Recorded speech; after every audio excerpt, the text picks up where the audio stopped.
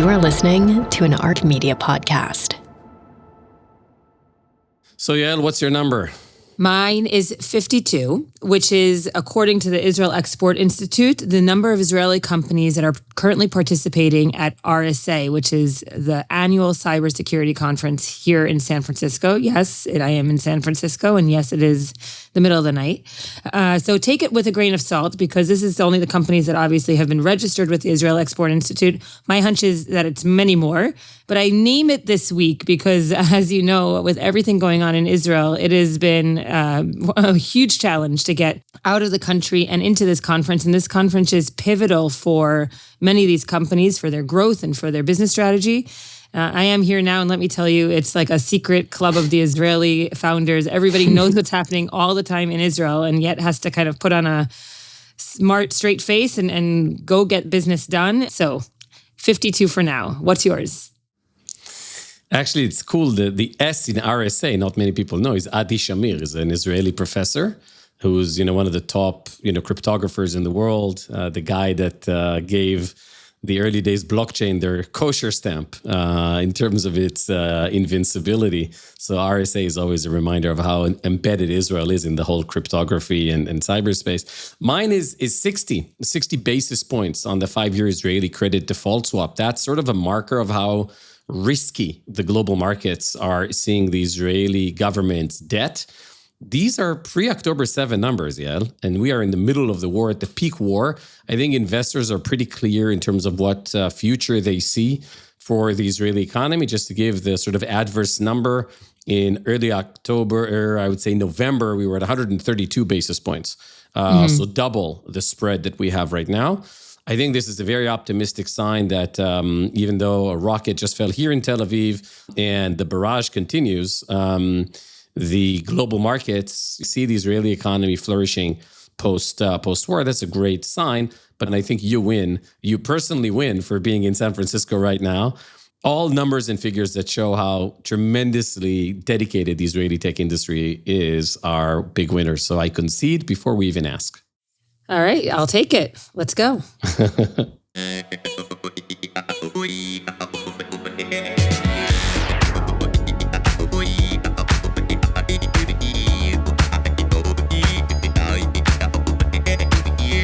It is 2:30 p.m. here in Israel. Blue sky, some still remainders of rocket interceptions. When you have a clear sight of the sky, you can still see those. And it is 5:30 a.m. here in San Francisco.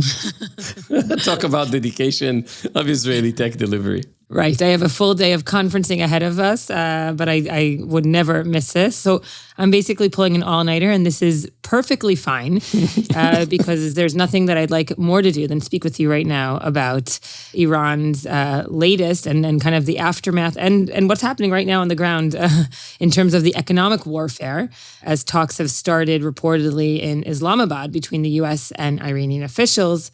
We're going to use the time that we have today to talk and put our focus on the Iranian economy in order to understand its current fragility and gain a perspective ahead of a possible resolution or further decline. Yeah, so I think last couple of weeks we focused a lot on the global economy, the Israeli economy, and the sort of economic warfare that Iran is pursuing.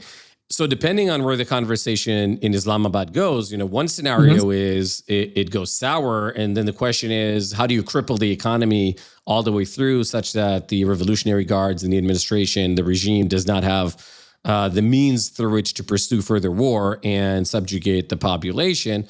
On the other hand, there is a positive scenario here in which Iran, through an agreement that's acceptable to the U.S., to Israel, the international community, wins its future back. And then the question is, how does it build what used to be a formidable economy? I think we have the best expert in the world to cover this with us today, Maleki from the Foundation of Defense of Democracies. Miad was a senior executive in OFAC, which is the choke point manager of the American Treasury. This is, since 1973, the area in which the American Treasury sort of specializes in blacklisting and understanding how to leverage financial tools to quite simply fight the bad guys. So Miad was there designing the maximum pressure sanctions against the Iranian regime. So I think we have with us today one of the kind of best experts around the world to understand the foundations of the Iranian economy in whatever scenario it is about to pursue following the conversations in Islamabad. Okay, first, as usual, we'll take a quick look at some of the week's pressing news, our big shorts, and of course, the latest update on the WYNDEX, the What's Your Number Index that tracks the performance of publicly traded Israeli-based or founded companies. Let's kick things off with this week's WYNDEX. Yonatan, how's it looking? So WYNDEX is back in the green, outperforming both NASDAQ and S&P by almost 2%. It's been a bad week for S&P and NASDAQ. We're talking before what I would refer to as the Trump bump yesterday. His declaration of the negotiations kicking off, or the negotiations, the conversation in Islamabad was really well taken by Wall Street, obviously.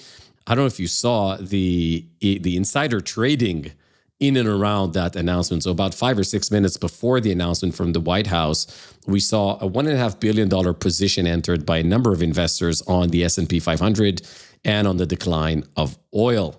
So very interesting. So, that is the Monday to Friday week. So it doesn't include that Trump bump. Notable movers on the green is your very own Lemonade, up 16% on the week. Nova Measurements, which continues to grow, really one of the most exciting companies. I love this kind of nerdy Rehovot Israeli tech company that just, continues to beat its own records. And now again at peak market cap historically, discovering new highs every week or every, I would say, month. What a year for them. And obviously Elbit that rebounds, continues to grow 5.7% this week alone. Last year they doubled. In the last quarter, they're about to grow by 50%, which is really remarkable. Rafael and IAI, Israel Aviation Industries, are now openly discussing the float of 30% of their market cap in the Israeli stock exchange and hoping also for a dual listing at some point later so they can also join the WYNDEX. Any thoughts about the green?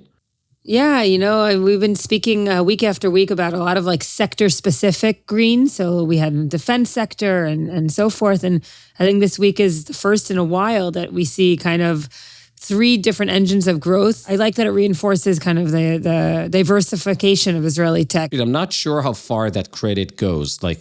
2, 3, 4 more weeks of where we are right now. Does that change? Mm-hmm. But at least for the time being, I think it's a very robust take from Wall Street on Israeli companies.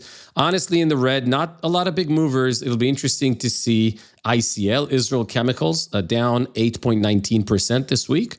I think a bit of fear is the real economy, right? This is the company that generates phosphate out of the Dead Sea and has some incredible also global holdings in this critical space for fertilizers and other industrial processes that are critical. I think the market is trying to understand, do they benefit from the rising prices and the choke point in Hormuz, or do they lose on Israeli connectivity, potential ability to hold off on exports of goods from Israel and so on? That concern may have tilted. An interesting one to watch, but overall, the remaining reds are on the 1-2% single-digit low, so no big news there. All right. Well, usually, instability is usually good for pricing, kind of a scarcity and so forth. But in reality, as you say, if supply chains are going to be getting disrupted, that upside is going to definitely be getting eaten by logistics and access issues. And then the market reacts to that uncertainty. All right. Big shorts. Big shorts. So, there's such an overwhelming dominance of the Iranian story on the Israeli economy today. And so the first big short is clearly the negotiations. Again, the talks that started this morning in Islamabad. A couple of thoughts, curious to hear your kind of take on that. First, the fact that it is in Pakistan, not in Turkey, not in Oman.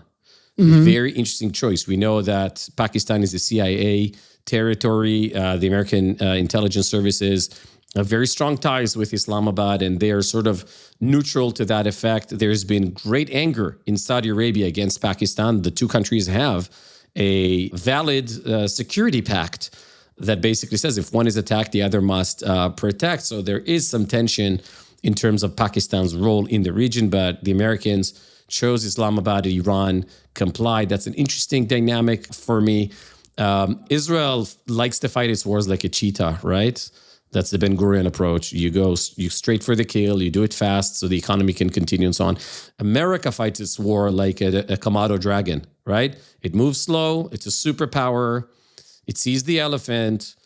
It moves slow. It bites it, introduces its venom, and then just walks silently next to it as it starts to crumble. And I think what we're seeing right now is superpower dynamics.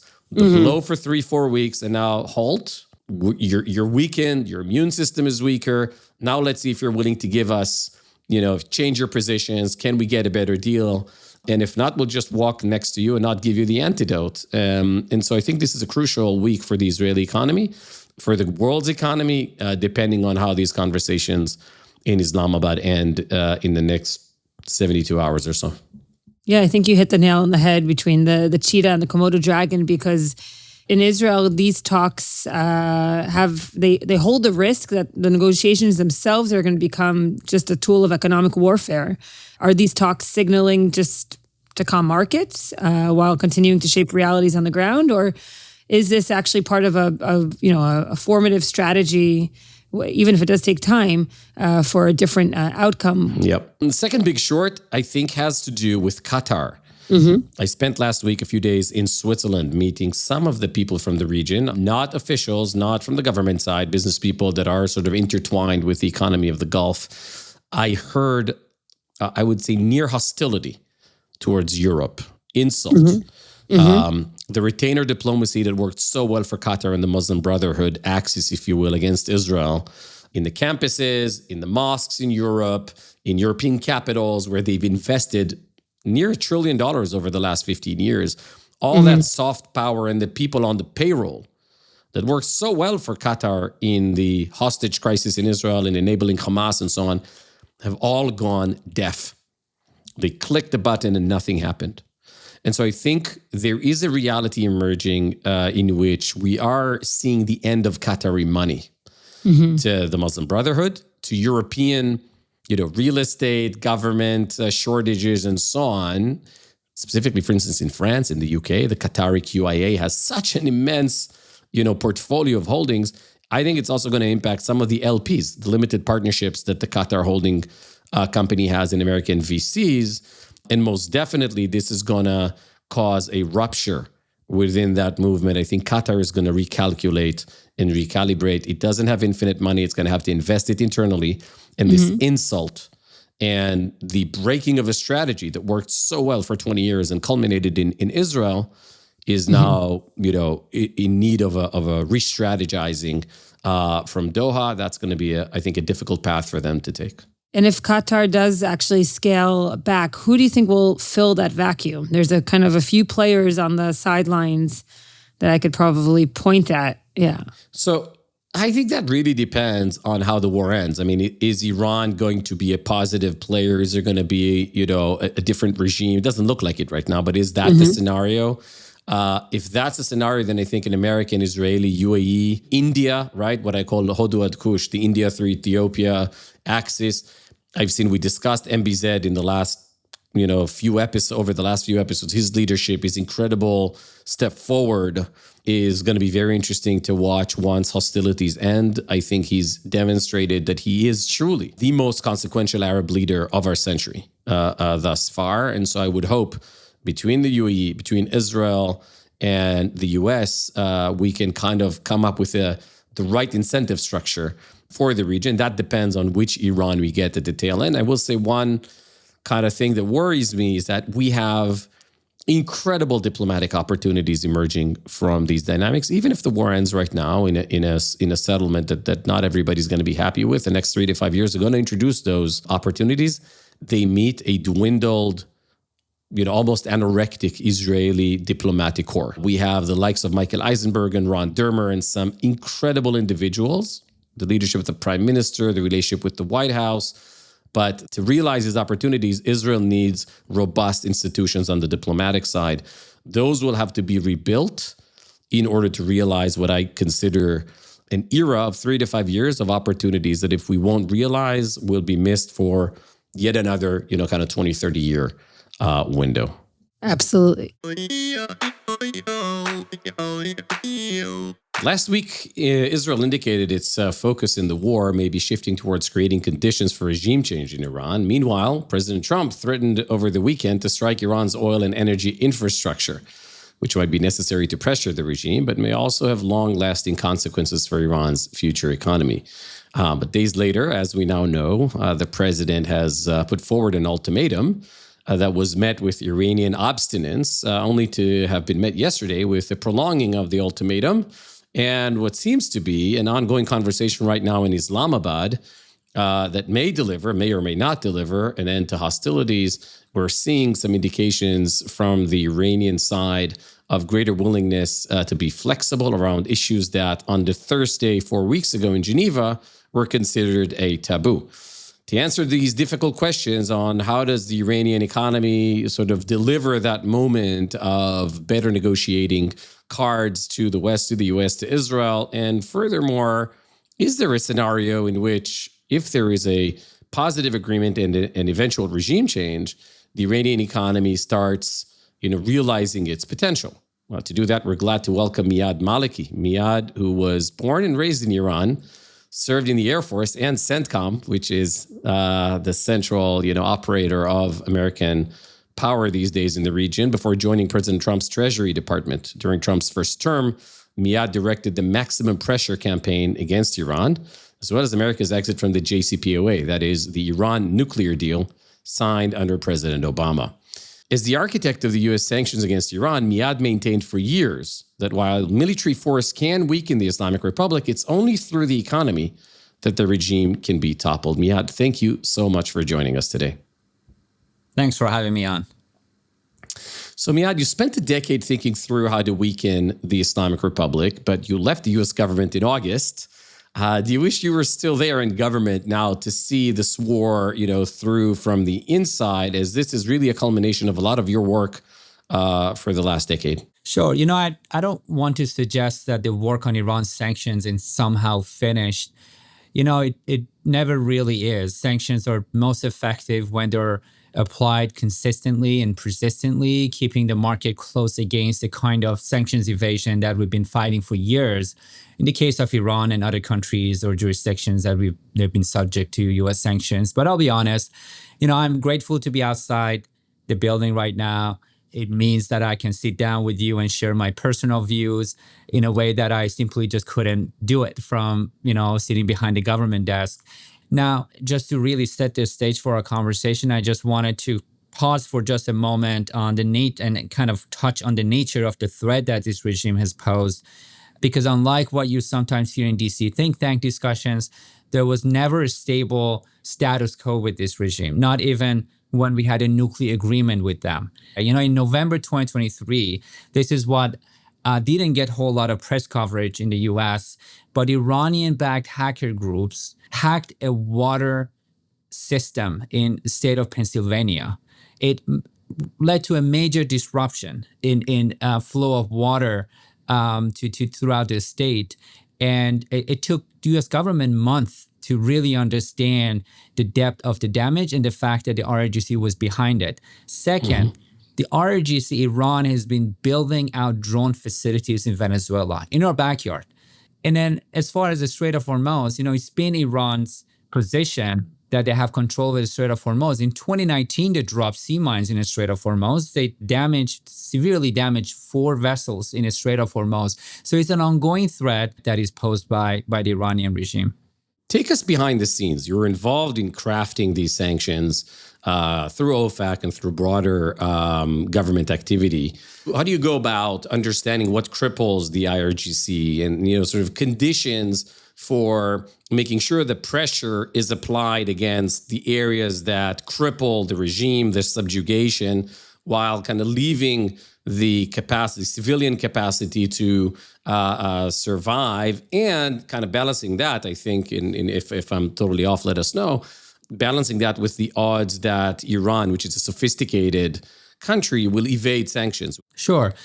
When I arrived at Treasury Department in 2017, the strategy was crystal clear from day one. President Trump and his senior advisors had looked at a JCPOA, the Iran deal, which you mentioned earlier, and called it exactly what it was, a deal that gave the regime nuclear legitimacy, delayed the nuclear program. Crucially, the deal provided sanctions relief, some direct, some indirect, without really addressing any of the underlying problems. So the logic was straightforward. Get out of the deal, reimpose the sanctions that had been effectively weakened, and then go beyond that and cut off every source of funding to the regime. The goal was to fundamentally alter the cost-benefit equation for the regime, make it expensive enough for the regime to continue that type of behavior in a way that it would face internal pressure and face kind of a collapsing economy.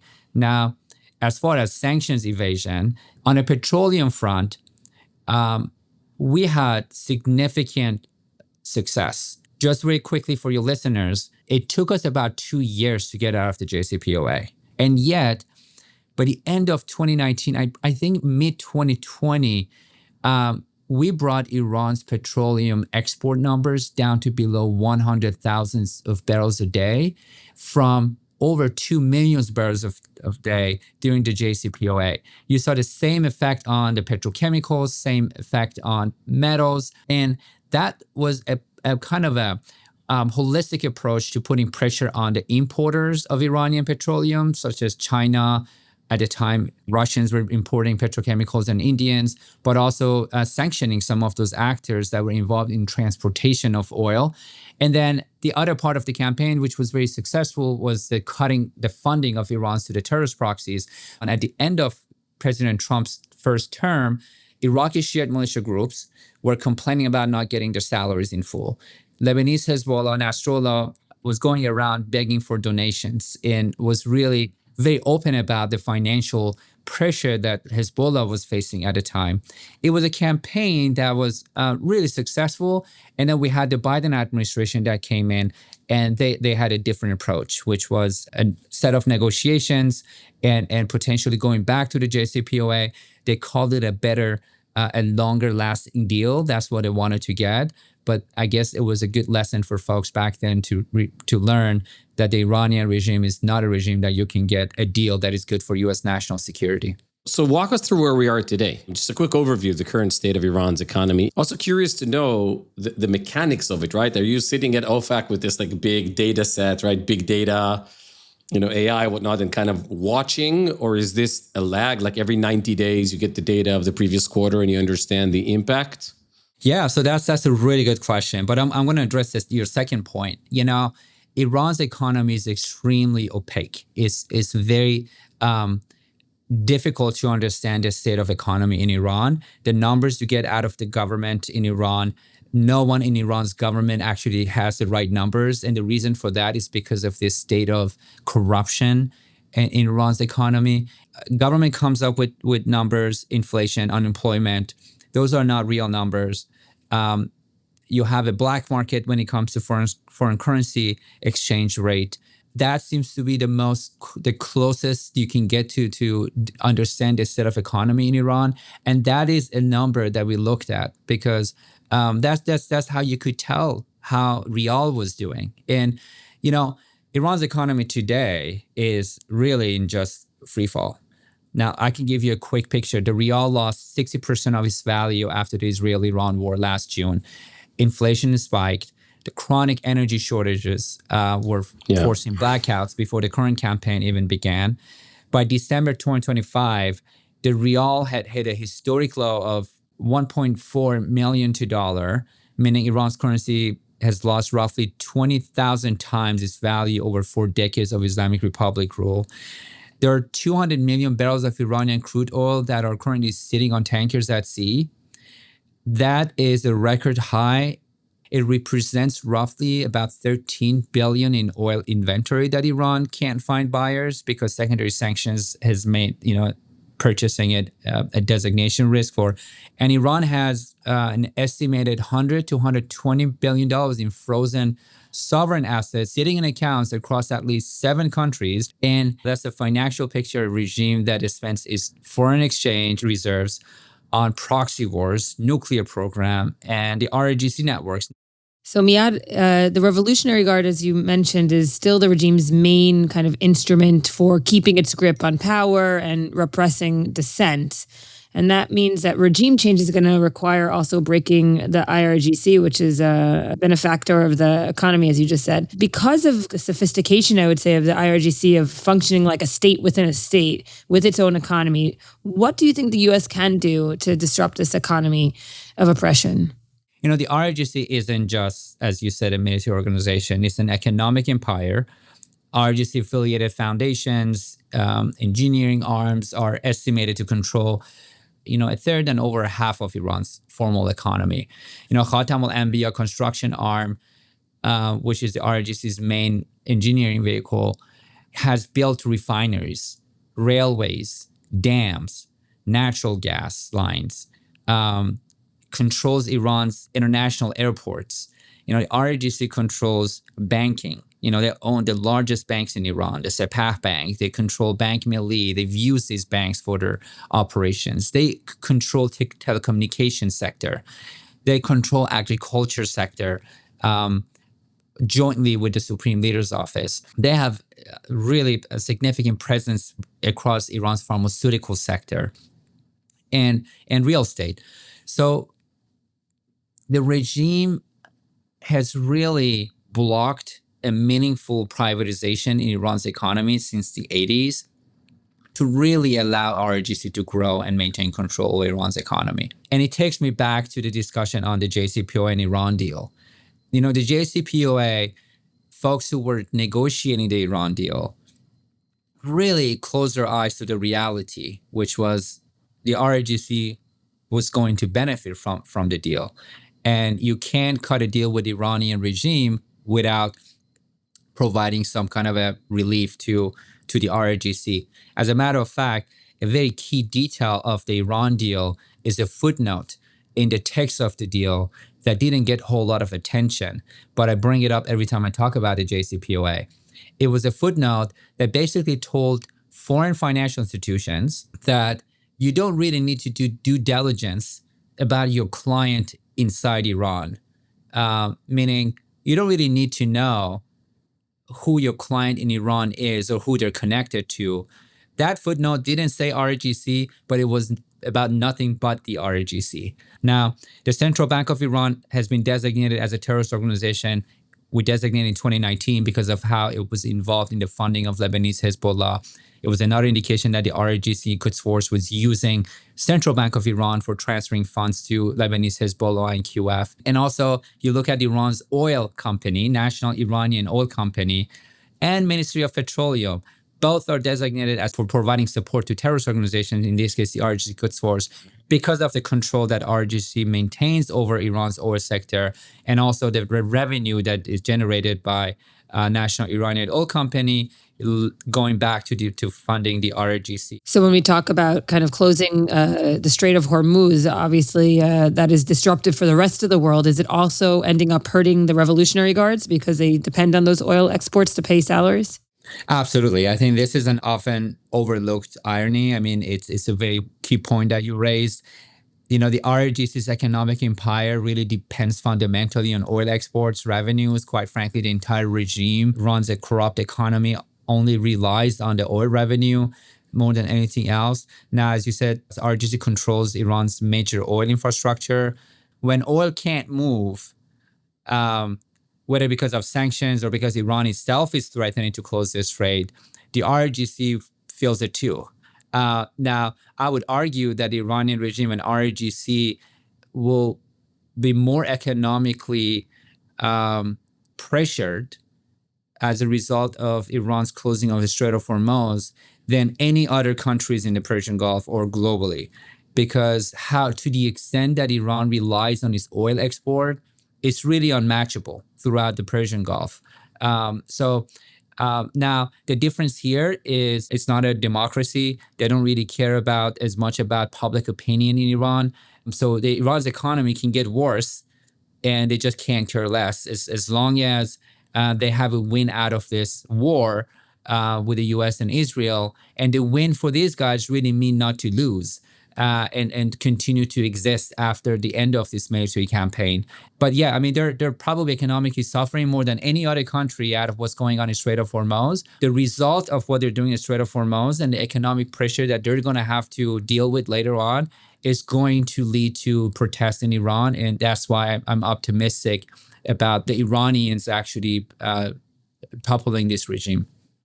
So on that point, would you say that that will be kind of pivotal to actually see regime change? Is that like a breaking point that you would define? And maybe the US is not even pursuing this at this point, or is that kind of, do you still see that as a goal? That's a great point. I think the US government, the US administration, they didn't start this campaign with a goal to remove the regime or to bring about regime change in Iran. I think the regime change would be a byproduct of the military strikes. At least I think that's the way they're looking at it. Now, the reality is the regime change in Iran isn't a single event. I think it'll be a process. And the process that has already started. You know, what Iranian regime has really failed to do is to understand that the most critical centers of its economy, the oil-rich provinces, port and terminals that give Iran access to the Persian Gulf for commerce, they're far away from Tehran, where the capital, where the headquarters of the Iranian regime is located, where the Supreme Leader's office is, where the headquarters of IRGC is.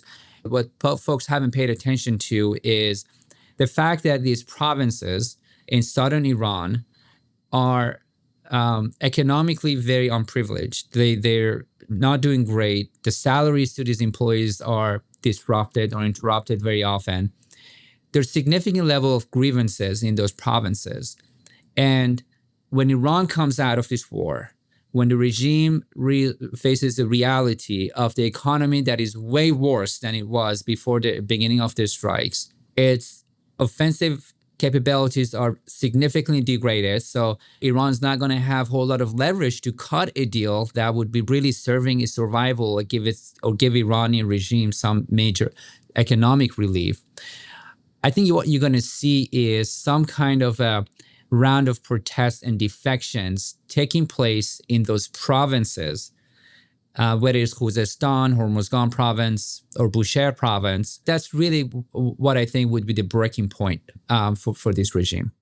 So a conclusion of the war, let's put aside the enriched uranium stockpile, is it in or out, but a conclusion that sort of leaves things as they are, and Iran remains under sanctions, heavy sanctions, crippled. You sort of, and again, it's hard to promise or to identify sort of when that happens, or you kind of see, if you will, only one direction there. It's not going to be able to survive absent of access to capital and under the existing sanctions regime. Is there a viable way out for the regime, even if they do have the 460 kilos of enriched uranium?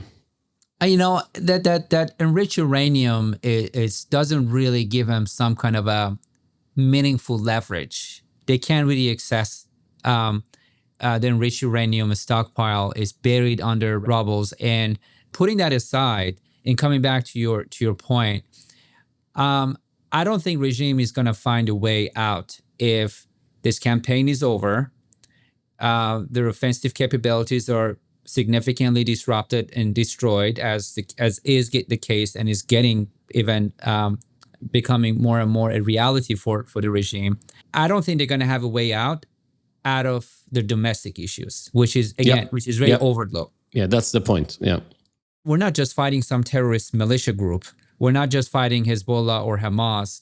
We're fighting a government that has a major responsibility to feed its people, to run an economy, to run an education for its kids, for its Iranian children, to run a health system, to run a major oil sector. It has a lot of responsibilities, and layers of its political leadership being removed. And now you have an IRGC that is operating like legs of octopus, like the head is being cut off. And a lot of folks are trying to look for signs of a regime change now. I don't think the air campaign was seeking to achieve a regime change during the bombardment and the strikes. I think the campaign is weakening the regime setting its economy even in a much worse position or situation.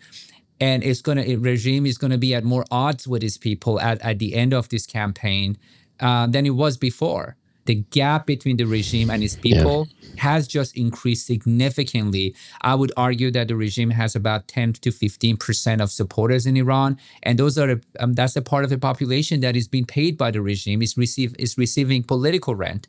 But you have 85% of the population that clearly opposes the regime, and that's really a recipe for the regime's the toppling of the regime. Then I think that's coming. So the day after, more into the future, beyond kind of the necessary short-term requirements that you just laid out, building going from a state of emergency into a real economy is going to require rebuilding infrastructure and opening the markets and attracting foreign capital and foreign investors. And where I'm standing now, it's hard to even imagine. But how do you think can a post-regime Iran even convince foreign investors that any transitional government is not going to fall prey to chaos like Iraq or to civil war like Syria? Yeah, I mean, I would argue, and I think that's a very real concern. But having born and raised in Iran and studied Iran very closely, I think it's a major disservice to compare Iraq and Syria to Iran. There's an absence of that sectarianism. There are definitely different ethnicities in Iran: Azeris, Baluch, Kurds, and Arabs in southeast Iran. However, there's a strong sense of nationalism. I would argue that the Islamic Republic that came out of 1979 was and is the chaos that we saw in Iraq and Syria. And Iran is moving away from that. I think Iranians now have grown a strong sense of appreciation for democratic values. I think Iran's economy is frankly one of the most significant it's one of the probably most promising economies in the region. It has the ingredients for a major economic growth, massive hydrocarbon reserves, world-class human capital, one of the youngest populations in the Middle East, a geographical position that is the crossroads of trade routes connecting Europe, Central Asia, and South Asia, 4 decades of suppressed consumer demand that will explode as soon as the economy opens. And for the region, a stable, open Iran would be really a transformation. And for the West, Iranian oil is one of the best quality oils that you can find in the market. It can really be a stabilizing energy supply. I grew up listening to John Bon Jovi and Guns N' Roses, and we had these VHS players that were illegal, and my dad would hide it and bring it out every Thursday night, and we would watch Hollywood movies. It's a very pro-West country, and I think that they got a taste of an Islamic revolution, a non-secular government, and they're ready to move on from something like that very quickly. For me, maybe one last question, Miad, as you kind of think through the impact of this scenario of a democratized Iran that realizes its financial potential, grows to be top 10 global economy, and flourishes. Are there players in the region that don't like that? Is it Turkey? Is it Saudi? Are there players in the region that sort of have an interest in Iran, obviously not being as strong as it were 4 weeks ago, but also not being free to pursue its own goals as a member of the family of nations and grow its economy and realize its potential? I think the reality is none of these countries around Iran that could be concerned about a stable, successful democracy in Iran, they don't enjoy a significant level of influence within Iran to slow down a transformation or a political transition in Iran. We all think about this issue as we look at what Iran did in Iraq or in Syria, as Iraq and Syria were going through political chaos and transformation. Well, Iran was enjoying significant level of influence within the Shiite populations in Iraq. It leveraged that influence very well to cause chaos, and the main reason that it did it was to oppose U.S. efforts to establish a democracy in Iraq right next to Iran. Same thing in Syria, leveraging their influence to cause chaos and trouble. I don't think any of these Gulf states or Turkey or let's say Pakistan or China, they have enough influence, social influence, economic influence in Iran to really slow down the process of a political transition in Iran, if that's what you're asking. I think Iran is the country, the nation, the Iranians are careful with foreign influence, that Iran has suffered from foreign influence for hundreds of years.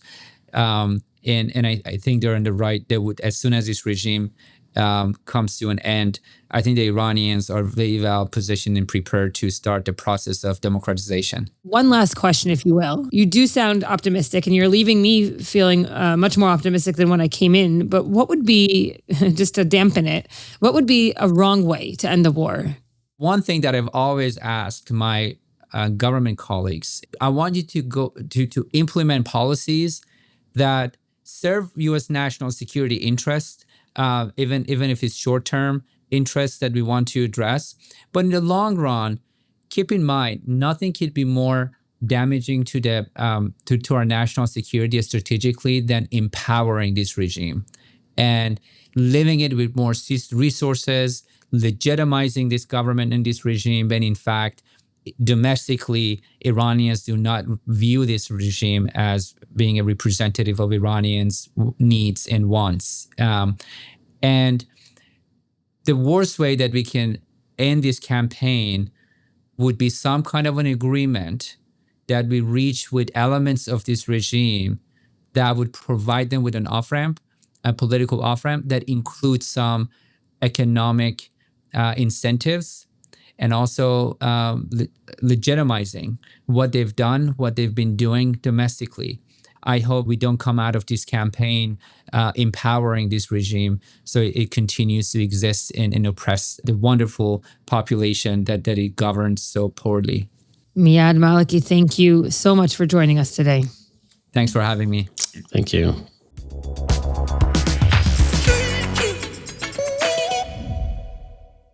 Wow, that was so comprehensive. Hearing from a person who was there within and how that crosses two administrations, it's really great. What my main takeaway here is his point of, however this concludes, it's better to have Iran with the 460 kilos of highly enriched uranium without a lifeline to the IRGC than an IRGC-controlled Iran without the 460 kilos and with full access to the economic markets.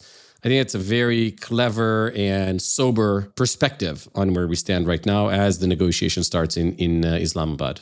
Yeah, and it's definitely not one that you can just kind of gather just by reading headlines. And I think that's a great segue to the words of the week, right? They connect also to your number from the beginning of the episode. As you're in San Francisco, as Israeli tech continues to deliver, the words of the week belong to the one and only Jensen Huang, the founder, the CEO of the world's most valuable company. That's NVIDIA. Last week, he spent time in his annual conference sharing mind-blowing innovation that's going to lead to humanoid robots. It's going to lead to data centers in space. And subsequent to that, he was asked questions about NVIDIA, where it is right now, by the press. And here's what he had to say about the Israeli R&D center during war. We have 6,000 families in Israel. And it was amazing. He said 6,000 families, not employees. Mm-hmm. We have 6,000 families in Israel. I'm quite worried about them. I know that they're worried about themselves, and our company still continues to operate really well. People are still working really hard. That doesn't change that we're quite concerned about them. I am 100% committed to Israel. I mean, could there be any better vote of confidence in Israeli tech during war than hearing that from, one of the top people who really design the future? And at this space, Yael, I may include NVIDIA as a WYNDEX company soon, as he's inching towards being considered an Israeli founder at this point. You know what? Next week I'll let you get them in. Yeah. WYNDEX is going to perform well next week if they do that. All right, listen, that's it for today's show. Thanks for waking up, Yael, and being such an amazing, professional in everything that you do. And thanks to our listeners for tuning into ARC Media's What's Your Number? We hope you found it interesting. If you did, be sure to like, subscribe, rate, review. You know the drill. Most importantly, share it with others so we grow our community and we find out what is interesting for you. If you want to make suggestions or share your feedback with us directly, reach out to us at whatsyournumber@arcmedia.org.